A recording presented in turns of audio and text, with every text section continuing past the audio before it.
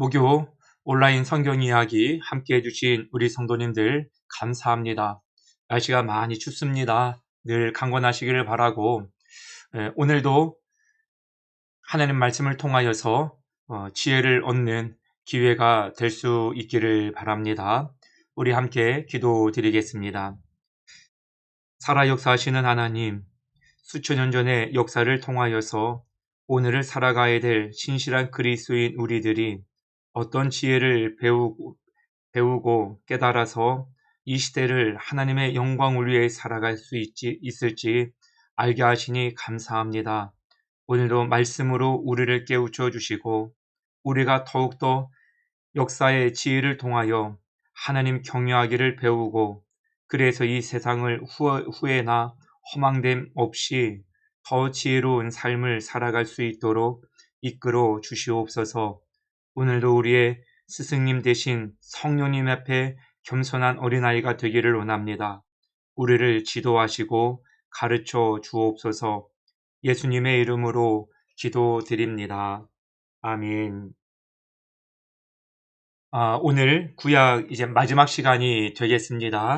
우리 지난 시간에 이어서 바벨론으로 끌려갔다가 이제 70년이 차서 다시금 본국으로 돌아와서 행하여지는 여러 가지 상황들을 함께 살펴보겠습니다.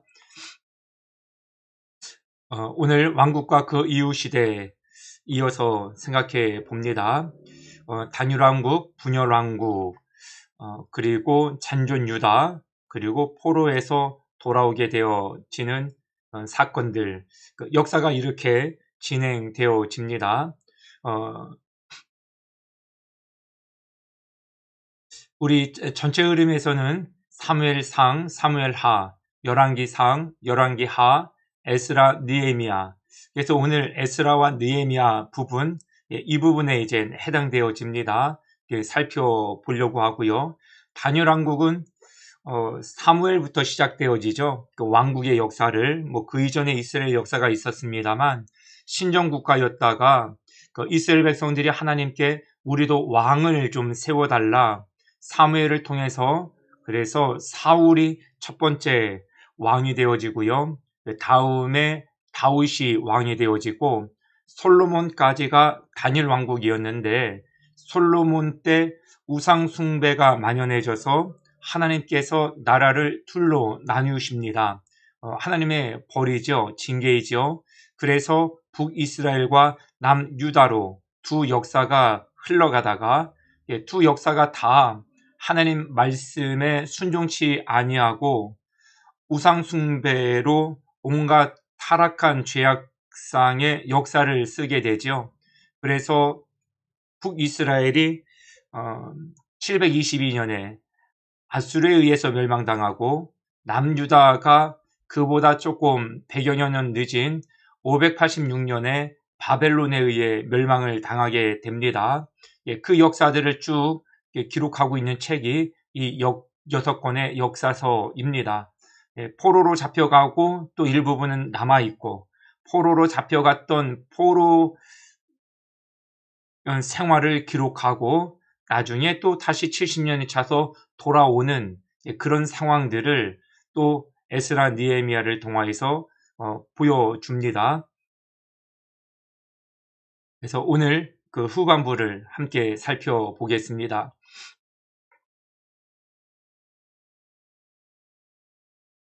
포로귀환 시대의 핵심 주제, 세 차례에 걸친 귀환입니다. 에스더서를 잠깐 한번 보도록 하겠습니다.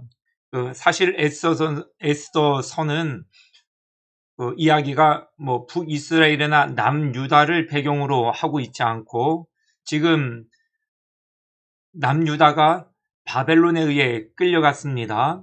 그래서 지금 역사는 바벨론에서 진행되어지고 있는 것입니다. 그러니까 에스더서는 바벨론에 끌려간 남유다 사람들이 겪어야 될 어려운 상황 속에서 한 여인 에스더를 통하여 구원에 이르도록 하는 상황을 소개해 주고 있지요. 아하수르 왕비 에스더의 이야기로 하만이 에스더의 오라버니 모르드게 유대민족을 멸하려 하지요. 이거에 대하여서 하나님께서 이스라엘 백성들을 하만의 음모에서 구원해 주시고 불임절 기원을 되게 하십니다.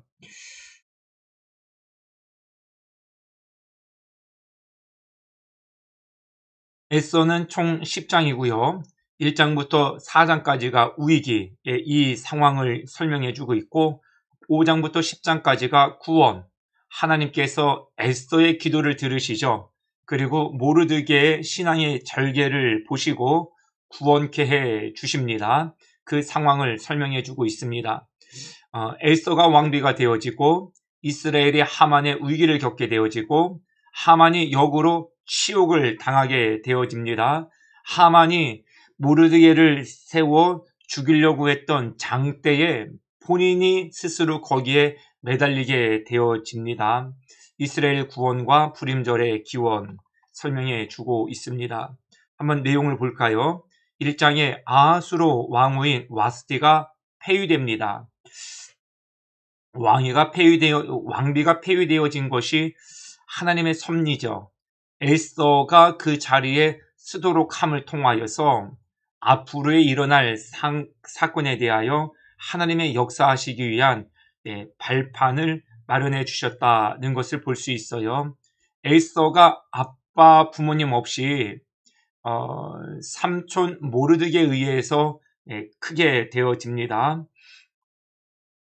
왕이 되어진 이후에 왕이 모든 여자보다 에스더를 더 사랑하므로 왕에게 에스더만 있었던 게 아니죠. 고대 왕족들은 많은 여인을 내세우는 것이 자기의 어떤 치적을 쌓는 일에 있어서 굉장히 중요한 요소이기 때문에 많은 여인들을 두고 있었던 시대의 배경하에 유독 에스더를 더 사랑하였다. 더 은총을 얻었다. 그래서 그 머리에 관을 씌우고 와스티를 대신하여 왕으로 삼았다. 이 설명을 해주고 있습니다. 이어서 위기입니다. 위기는 사실상 모르드게가 하만에게 그 신앙의 절개를 지키는 측면에서 절을 하지 않는 것이 발단이 되어집니다. 그래서 하만이 알아보니까 모르드게가 유대인이었다. 그러니까 자기는 지금 페르시아에서 최정점에 이르는 정치 권력자잖아요. 그런데 모르드게와 이 에스더는 유대인이에요. 포로로 잡혀온 자기의 식문 사람 중에 한 사람이에요. 그런데 나한테 절을 하지 않고 예의를 갖추지 않아 괘씸죄에 걸린 것이죠. 그래서 죽이려고 하죠. 모르드게가 금식을 하고 에스더를 찾아옵니다. 왕비가 된 것이 이때를 위한 게 아닌가 하고 역할을 해줄 것을 부탁을 합니다. 어찌 보면 조금 강경하게 얘기를 해요. 이때에 네가 만일 잠잠하여 말이 없으면, 지금 모르드게가 에스더에게 얘기를 하는 거죠. 유대인들은 다른 데로 말미암아 노임을 얻게 되어지고 혹 너와 내 집은 멸망할지 모르겠다. 이때를 위해서 너가 왕후가 되어진 것인지 누가 알겠느냐. 이렇게 간곡히 그러면서도 이제 강하게 이야기를 합니다. 에스더가 삼촌의 얘기를 듣고 얘기하지요. 금식을 하고 내가 죽으면 죽으리라는 마음으로 왕 앞에 나가겠습니다. 왕이 조그만 쥐분 같은 홀이라는 게 있어요. 이거를 내밀지 않으면 누구도 왕 앞에 나갈 수가 없는데 부르지를 않으니까 이 사실을 또 알려야 되는데 부르지 않는데 나가면 죽임을 당하게 되어지는, 바로 앞서 와스티가 폐위되어진 사실을 아니까 에스더 입장에서는 조심스럽고 두려울 수밖에 없는데 금식을 하고 이런 마음으로 나갔다라는 것입니다. 그러니까 기도하면 하나님께서 응답해 주셔요. 왕이 잠을 자는데 잠을 안 자니까 조금 책을 읽기 시작을 했어요. 모르드게가 예전에 자기가 어려울 때 자기를 구원해 준 사건의 기록을 우연히 읽게 되어지죠. 그래서 모르드게를 존귀케 해 주려고 하는 일이 또 겸하여 일어나게 되어집니다. 우리가 기도하면 하나님께서 보이지 아니하도록 기도하는 우리는 모르지만 일하신다는 믿음을 가지셔야 됩니다. 우리가 기도하면 하나님은 하나님 방식대로 하나님의 때에 맞춰서 하나님의 일을 진행하신다. 이 사실을 믿고 위기 때에 기도하는 우리 모두가 될 수 있기를 바랍니다. 결국 하나님께서 모르드게를 달려고 세웠던 그 장대에 하만이 죽게 하시죠. 그래서 유대 민족을 구원케 하십니다. 왜 구원하실 수밖에 없으시냐면 하나님께서 70년이 차면 너희들의 본국으로 돌아가게 해줄게. 예레미야를 통하여서 하나님께서 누누이 약속하신 말씀이에요. 그래서 이 페르시아 땅에서 하만의 음모에 의해 이스라엘 백성들이 죽임을 당할 수는 없는 일이었지요. 에서는 또 그런 심정으로 민족 구원을 위해서 목숨 걸고 이 하나님의 역사하심에 쓰임을 받게 되어졌다는 것입니다. 9장에서 10장 말씀은 아까 말씀드렸던 것처럼 이제 불임절의 기원이 되어짐을 말씀해 주십니다. 에서는 총 10장으로 되어 있고요. 위기가 1장부터 4장, 5장부터 10장이 구원이고요. 왕비가 된 에스더, 이스라엘 위기가 닥치고요. 하만이죠. 치욕을 당하게 됩니다. 불임절의 이 사건으로 기원이 되어집니다. 1장, 2장 사건이고요. 3장, 4장, 5장, 7장, 8장에서 10장 아하수르 왕후인 와스디가 폐위되어지고 에스더가 오르게 되어지죠. 4장에서 모르드게가 금식을 합니다. 에스더에게 찾아가서 이때를 위함이 너가 왕비가 되어진 것이 이때미 위함이 아닌가 일깨워 주게 됩니다. 에스더가 여인인데 죽으면 죽으리라 하는 마음으로 왕 앞에 나아가게 되어지죠. 아하수에로 왕 앞에 나가서 이야기를 하고 기도하던 중에 하나님께서 왕으로 하여금 잠이 안 올 때 글을 읽게 하는데 모르드게가 관련된 글을 읽게 하셨다. 역시 기도하면 하나님 일하십니다. 나중에는 모르드게를 존귀케 해 주시는 것으로 에스더의 모든 상황이 끝나게 되어집니다. 2차 귀환입니다. 지도를 한번 좀 볼까요? 페르시아 바사 제국입니다. 1차 귀환은 앞서 살펴보았죠. 수룹바벨 그리고 여호수아라고도 하죠. 두 지도자에 의해서 BC 536년에 귀환을 하게 되어집니다. 이때 귀환하여 수룹바벨을 중심으로 했던 일이 성전 재건하는 일이었어요. 이것을 기록한 것이 학개스가랴 그리고 에스라라는 것도 살펴보았습니다. 2차 귀환입니다. 오늘 이제 살펴볼 내용인데요. BC 458년에 지도자는 에스라입니다. 이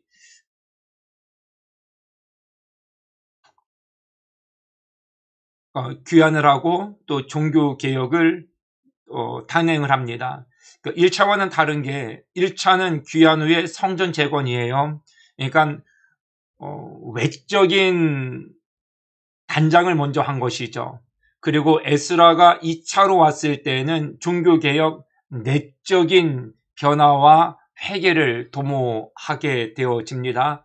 와서 내용을 기록한 것이 대상대하. 대상대하는 사실상 우리가 이제 돌아왔으니까 우리가 하나님 말씀대로 다시금 살아갈 수 있도록 우리 다시금 교육을 강화시키자 해서 쓴 것이 대상대하입니다.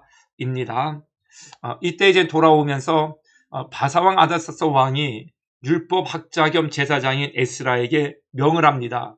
예루살렘으로 돌아갈 것을 허락하는 것이죠. 이때 돌아왔을 때 이미 성전은 완성이 되어져 있었지요. 왕이 내탕고에는 은금을 주고 모든 세금을 면제 주게 되어집니다. 이 상황을 소개해 주고 있습니다. 말씀을 한번 좀 보겠습니다. 그 모든 왕의 왕 아닥사스는 하늘의 하나님의 율법의 완전한 학자 겸 제사장 에스라에게 조서를 내리노니, 이 완전한 율법에 완전하다라는 것은 하나님 말씀에 어렸을 때부터 정통하다. 지금 에스라는 그 유다에서 포로로 잡혀온 사람이 아니고요. 포로로 잡혀온 1세대의 자녀예요. 그러니까 출생지는 고향은 페르시아가 되어지는 것이죠. 그 포로로 잡혀온 부모님 밑에서 태어나서 그 이방 땅 포로로 잡혀온 그 땅에서 하나님 말씀으로 신앙교육을 받으면서 온전한 믿음의 사람으로 학자로 제사장으로 성장했다라는 것을 보여줍니다. 전 참 귀한 모습이라고 생각되어져요. 여건이 나쁘다고 신앙교육이 안 되는 것은 아니다. 오히려 더 척박한 땅에서 우리는 하나님 경유하기를 더 열심히 배울 수도 있다 하는 것을 알 수 있게 되어집니다.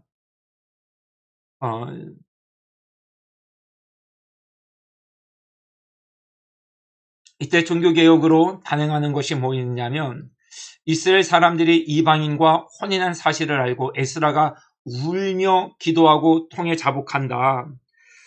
왜 이것이 에스라가 울 일이었는가? 이방인과 혼인했다라는 사실 자체가 나쁜 게 아니에요.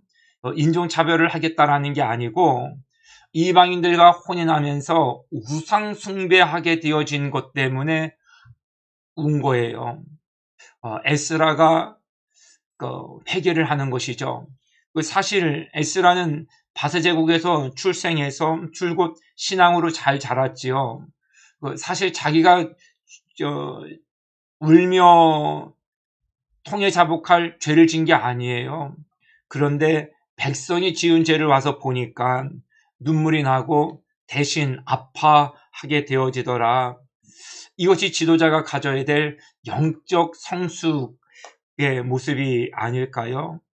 이 시대의 목회자들이, 이 시대의 한전 직분자들이, 먼저 된 그리스도인들이 내 죄 때문은 물론이거니와 백성들과 이웃들과 가족들의 죄 때문에 가슴을 찢고 옷을 찢을 수 있다고 한다면, 그건 정말로 영적으로 깨어있는 성숙한 지도자라, 그리스도인이라 할 수 있겠습니다. 우리가 이 은혜를, 이 삶을 회복하기를 위해서 열심히 기도하는 노력이 있었으면 좋겠습니다. 에스라가 이방 여인들과 결혼한 죄를 지적하고 백성들은 이방 여인들을 돌려보냅니다. 진정한 종교개혁이죠. 이방 여인을 말씀드렸던 것처럼 인종차별적인 차원에서 돌려보내는 게 아니에요. 우상 숭배를 할 수 없다고 선을 긋는 것이죠. 인구 조사를 하면서 이스라엘 혈통을 확립해 나가고, 중요한 것은 정체성과 뿌리를 확보하겠다. 이것이 에스라가 강조하는 부분이고요. 역대 상하를 통하여서 이스라엘 백성들, 그러니까 70년 동안에 바사에 끌려갔다 포로 생활하다가 돌아왔으니까 우리가 다시금 공부를 하자. 다시금 이런 아픈 역사를 반복하지 않기 위해서 우리가 어떻게 살아가야 되는가 하는 부분을 교육을 하는 것이에요.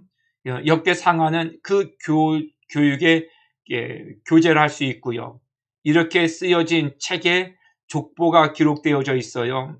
정체성과 뿌리를 확보하기 위해서입니다.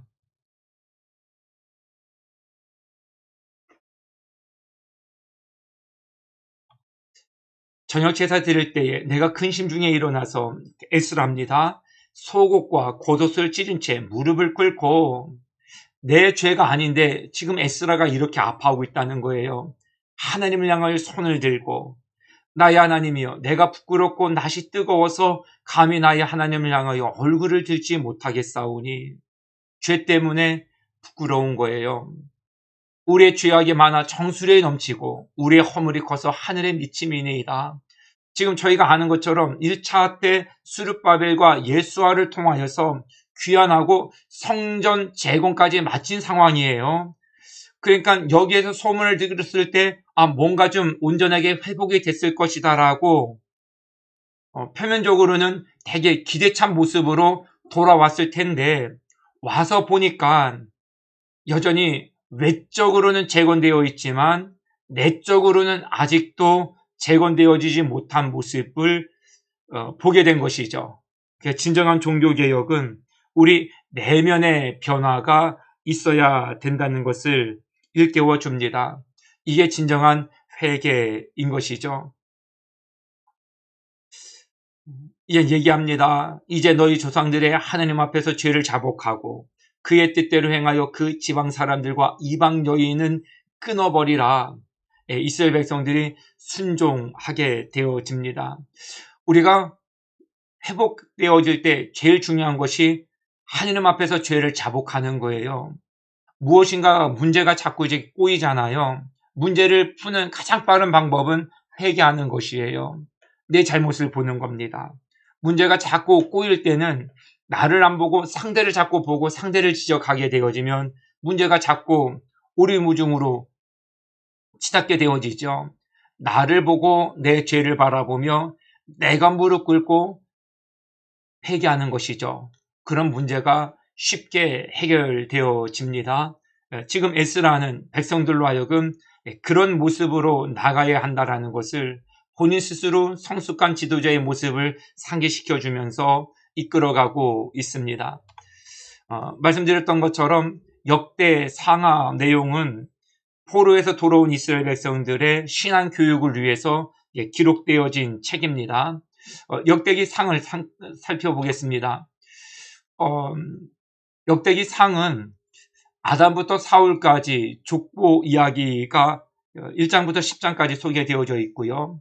그 다음으로는 다윗 이야기가 나옵니다. 역대기 상하는 아담과 사울까지 그리고 절반 이상은 다윗 이야기만 기록해요. 왜 그러냐면 그 역대기는 이스라엘 백성들의 어떤 직면교사적인 내용을 많이 담고 있어야 돼요. 그러니까 사무엘 상하는 그 열왕기 상하는 북이스라엘의 우상 숭배하는 것, 하나님을 멀리했던 비신앙적인 요소가 많으니까 그거는 반면교사적인 것.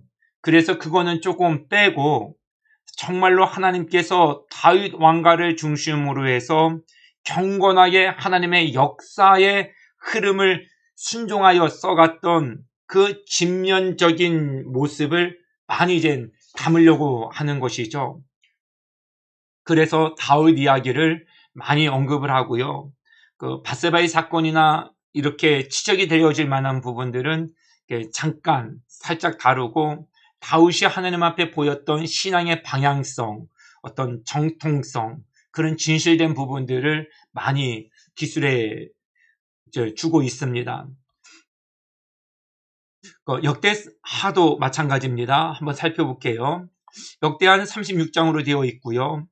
솔로몬 왕 1장부터 9장이고요.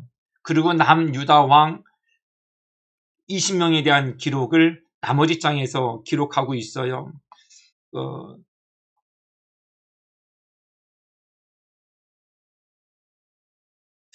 우리 남유다 20왕, 우리 이제 북이스라엘은 19왕, 9왕조 19왕 역사를 한번 살펴보았는데요. 지금 이런 모든 남왕국 시대의 왕을 소개해주고 있어요. 우리 한번 이름만 한번 불러볼까요? 르호보암, 아비암, 아사, 여호사밧, 여호람, 아시야, 아달랴. 아달랴는 저희가 잘 알죠? 아합과 이세벨의 딸입니다. 요아스, 아마샤, 우시야, 요담, 아스, 히스기야, 므낫세, 아몬, 요시야, 요아스, 요야김, 요야킨, 시드기야. 이렇게 해서 남유다의 20왕. 이 르호보암 바로 이전이 솔로몬이고요. 그 아버지가 다윗인 것이죠. 그 이후의 역사를 쭉 소개해 주고 있습니다. 역대기 상은 29장, 36장. 이거를 좀 한번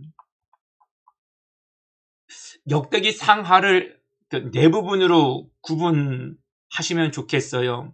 아담과 사울 때까지가 한 부분, 다윗 이야기가 한 부분, 솔로몬 이야기가 한 부분, 그리고 남유다 20명의 왕이 한 부분, 이렇게 해서 역대기 상하 내용이 사실 역대기로 구분을 하고 네 부분으로 나누어서 보시면 되고요. 앞부분, 뒷부분을 빼면 다윗과 솔로몬이 상당 부분 차지하고 있고요. 아까 말씀드렸던 것처럼 하나님에 대한 전통성, 신앙의 회복을 기점으로 하기 위해서 이 두 인물들의 상황들을 크게 부각할 수밖에 없었다라는 거. 그 앞부분으로는 아담과 사울, 뒷부분으로는 남유다의 20명의 왕들. 우리 3차 귀환을 이어서 생각해 보겠습니다. 3차 귀환은 느헤미야에 의해서 진행되어집니다. 아하수르 왕, 페르시아의 술 맡은 관원이었고요. 귀환 사건, 성벽 재건, 종교 개혁. 이 패턴은 똑같습니다. 1차 때도 귀환 후 성전 재건, 귀환하여 종교 개혁, 귀환하여 성벽 재건이에요. 이때는 성전 재건이고요. 이때는 성벽 재건이에요. 이때는 에스라가 종교 개혁을 단행을 하고요. 느헤미야가 3차 귀환을 했을 때는 느헤미야가 에스라와 합력하여 종교 개혁을 단행하게 되어집니다. 느헤미야 1장 2장과 3장에서 7장, 8장에서 13장 말씀이고요. 이 종교개혁 끝부분에 말라기서가 기록되어집니다. 이것도 잠시 후에 살펴보겠습니다. 우리 귀한 배경입니다. 왕이 술 맡은 술 관원으로 있는 느헤미야, 아드사스다 왕 제20년에 소문을 듣게 되어집니다. 느헤미야에게 들려지는 소문을 듣고 느헤미야가 모세의 율법을 지키지 못한 것 때문에 회개 기도를 해요. 느헤미야도 에스라와 스룹바벨처럼 다 똑같이 이 페르시아 지역에서 출생한 포로 2세대 인물이에요. 한 번도 예루살렘을 가보지를 못했고요. 이 잔존 유다의 사람들과 예루살렘 이야기를 소문으로만 멀리 떨어진 페르시아 제국에서 들은 거예요. 이제 성전 재건이 되어졌지요. 그리고 에스라에 의해서 종교개혁도 단행되어졌지요. 그런데도 불구하고 느헤미야가 들려질 때에 가슴 아픈 이야기들의 소식을 듣게 되어집니다. 물론 죄 짓는 일들이겠지요. 그것 때문에 가슴 아파하고 회개 기도를 합니다. 참 지도자들의 탁월한 면면이 이래야 된다라는 것을 보여주는 것 같아요. 누군가가 죄를 지었다라는 이야기를 듣고 그를 위해서 회개하는 것이죠. 마치 내가 죄를 지은 것처럼 내가 무릎을 꿇고 하나님 앞에 가슴을 찢고 옷을 찢어가면서 눈물로 회개 기도하는 거. 이런 목회자, 저도 이런 목회자가 되기를 부단히 노력하고 힘써야 되겠지요. 정말 그래야 됩니다. 이런 진실한 목회자를 만나는 게 점점점 어려워지지 않겠습니까? 그래도 우리 성도님들 희망을 잃지 않으셨으면 좋겠는 게 아직도 하나님께서는 이때 당시에 무릎 꿇지 아니했던 7,000인을 남겨두셨던 것처럼 지금도 이와 같은 참된 목회자들을 많이 준비시켜 놓으셨다는 사실을 믿으실 수 있기를 바랍니다. 이런 마음의 지도자들이 더 많이 세워질 수 있도록 위에서 기도하고 우리 스스로가 그런 성숙한 믿음의 사람이 될 수 있도록 더 기도하며 몸부림치며 나갈 수 있기를 바랍니다. 이 슬픈 마음을 안고 아닥사스 왕에게 요청을 하죠. 예루살렘에 갈 것을 이 왕이 허락을 해 주게 됩니다. 말씀을 볼까요? 성전 재건을 이제 느헤미야가 돌아와서 이제 유다 땅에 들어온 거죠. 하려고 그러는데 산발랏을 위시한 도비아, 아라비아 사람과 암몬 사람들, 아수사 사람들이 방해를 하는 거예요. 이 스룹베벨 중심으로 성전을 재건할 때도 북이스라엘의 사마리아 사람들에 의해서 방해 공략이 극심했거든요. 그런데 여전히 그 사람들을 중심으로 한 이 인물들의 협공으로 이 성벽 재건하는 일에도 굉장히 어려움을 많이 겪게 되어집니다. 느헤미야가 소문을 듣고도 백성들의 죄 때문에 하느님 앞에 회개했던 인물이지 않습니까? 그리고 사명을 가지고 이 유대 땅에 온 거예요.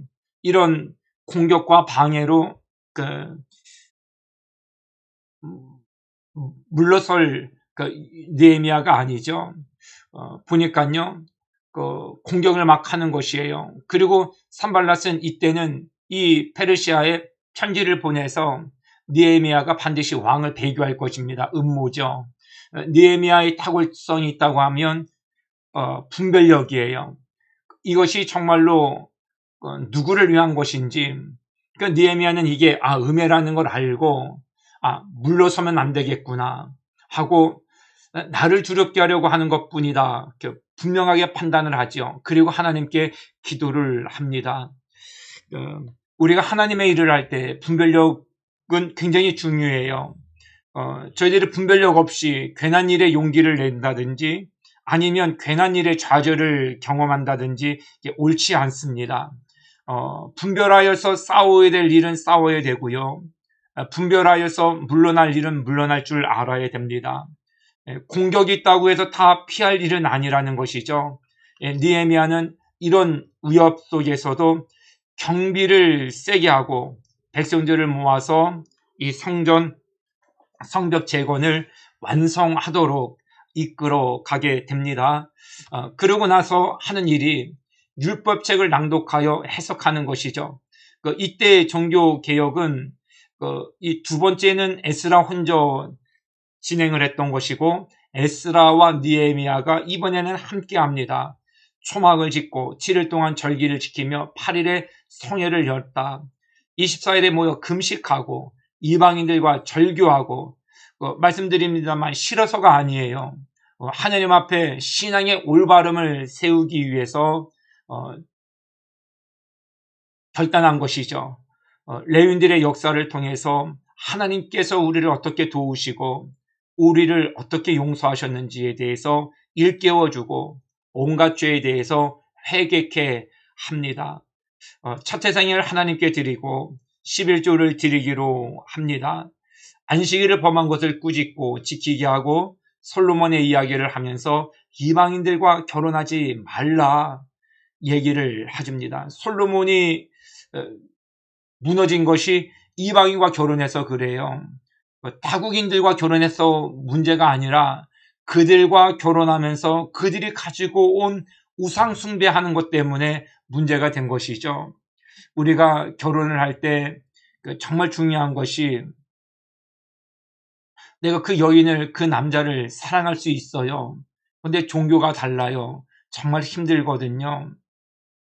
어떻게 하든 예수님을 믿도록 하면 그건 정말로 최고로 하나님 영광 올려드리는 일이죠.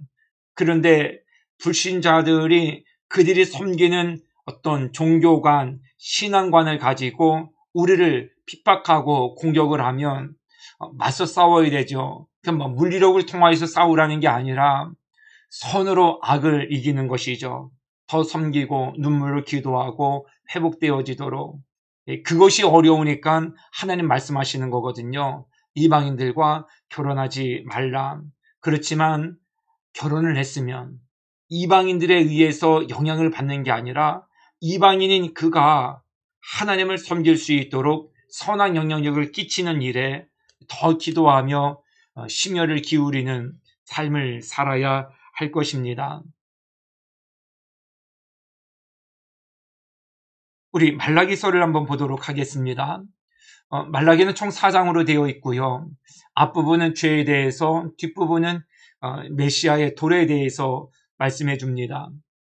죄가 무엇인가 한번 볼게요. 눈먼 희생, 저는 것, 병든 것으로 드리는 것, 이거를 지적을 해요. 만군의 여호와가 이르노라 너희가 눈먼 희생 제물을 바치는 것이 어찌 악하지 아니하며 저는 것, 병든 것을 드리는 것이 어찌 악하지 아니하냐. 이제 그것을 너희 총독에게 드려보라. 그가 너를 기뻐하겠으며 너를 받아주겠느냐.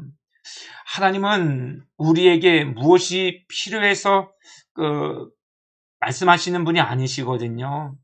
하나님이 우리 것을 왜 필요하시겠어요? 우리가 드리는 것 이상의 많은 것들이 모든 것이 다 하나님의 것인데, 근데 하나님은 그냥 할아버지 심정 같으시지 않으실까요? 그러니까 조그만 손주들에게 사탕 하나 이렇게 들고 있으면 그 할아버지 줄 수 있어? 그 진짜 사탕이 먹고 싶어서인 게 아니잖아요. 그 아이가 그래야 할아버지 그 마음을 한번 확인하고 싶으신 것이지 않습니까? 그러면 그 마음을 확인받으면 이루 말할 수 없이 기쁨이 넘쳐요. 야, 역시 할아버지를 사랑하는구나. 그 사탕 하나 때문에요.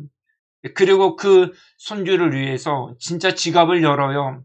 사탕을 수십 개, 수백 개를 사고도 남을 만큼의 것을 이미 모든 경제적인 여유가 있는 것이죠. 그리고 그 마음이 너무 기뻐서 더 많은 것을 주시는 것. 하나님은 우리에게 마음을 확인받고 싶으신 거예요.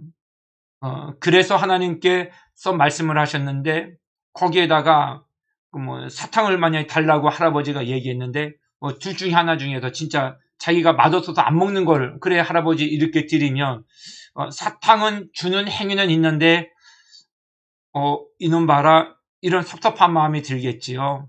하나님 그거를 지금 말씀하시는 거거든요. 그렇게 너희들 상품가치 없는 것들을 너희 총독에게 한번 드려보라는 거예요. 너희들 바로 감옥 간다. 그걸 말씀해 주시는 것이죠. 이어서 볼까요? 너희가 말로 하나님을 괴롭게 하고도 하나님을 괴롭게 하는 것이죠. 얼마나 괴로우시겠어요. 놀리는 것도 조롱하는 것도 아니고 정말 괘씸하다 이런 생각도 드실 수 있으시겠죠. 그러면서도 우리가 어떻게 하나님을 괴롭게 해드렸습니까? 사랑하는 우리 성도님, 하나님은 우리에게 마음을 원하셔요. 그런데 우리도 하나님의 형상을 본받아 지음받았기 때문에 우리도 그걸 잘 알아요. 그냥 손주의 마음을 원하는 거잖아요. 남편의 아내의 마음을 원하는 거잖아요. 사실상 큰 걸 바라는 게 아니거든요. 그러면서도 사실 큰 거를 바라는 거예요. 마음이요. 마음을 다하지 않으면 굉장히 괴로워요. 그거에 대해서 하나님 말씀하시는 것이거든요. 말라기는 11조 장이 아니에요. 11조 드려라. 그게 아니고요. 하나님께 마음을 진심을 다해서 한번 드려봐라. 이것이 핵심이에요. 지금까지 하나님께서 이스라엘 백성들을 어떻게 이끌어 주셨는지를 하나님은 아시잖아요. 그런데 이스라엘 백성들은 그거를 자꾸 왜곡시키는 거예요. 겉만 예배하는 것. 그런데 마음은 이미 주님을 떠난 것. 하나님께서 그 예배를 그 제물을 받으시겠느냐는 것을 일깨워 주고 계신 것입니다. 그러면서도 주님께서 우리에게 말씀을 하시죠. 그의 임하는 날에 주님이 오시는 날이죠. 교만한 자와 악을 행하는 자는 초계와 같을 것이고 내 이름을 경외하는 너희에게는 의로운 해가 떠올라서 치료하는 광선을 바라리니 너희가 나가서 외양간에서 나온 송아지같이 뛰리라. 크고 두려운 날이 이르기 전에 선지자 엘리야를 너희에게 보내니라.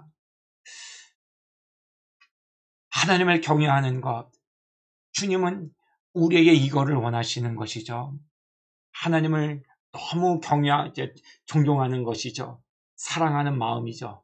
그러면서도 그 존경하는 마음이 커서 두려운 것이죠. 하나님 앞에 우리가 종교개혁을 단행을 하지만 겉모습만 단행을 하는 것으로는 하나님 마음을 기쁘시게 할 수 없습니다.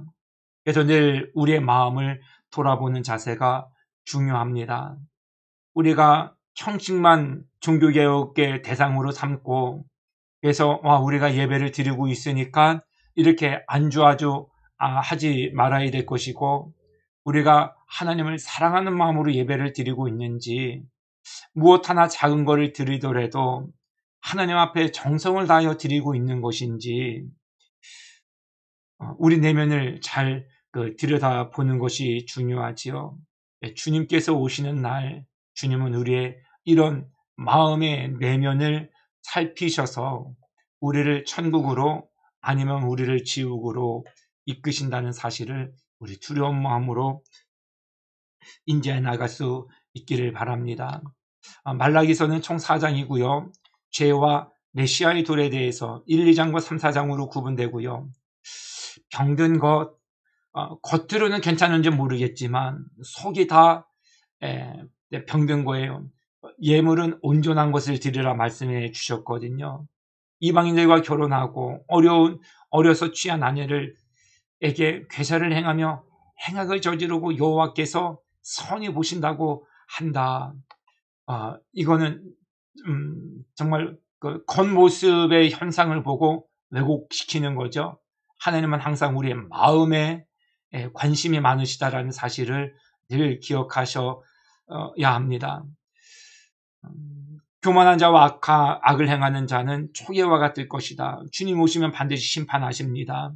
내 이름을 경외하는 너희에게는 의로운 해가 떠올라서 치료하는 광선을 발하리니 너희가 나가서 외양간에서 나온 송아지같이 뛰리라.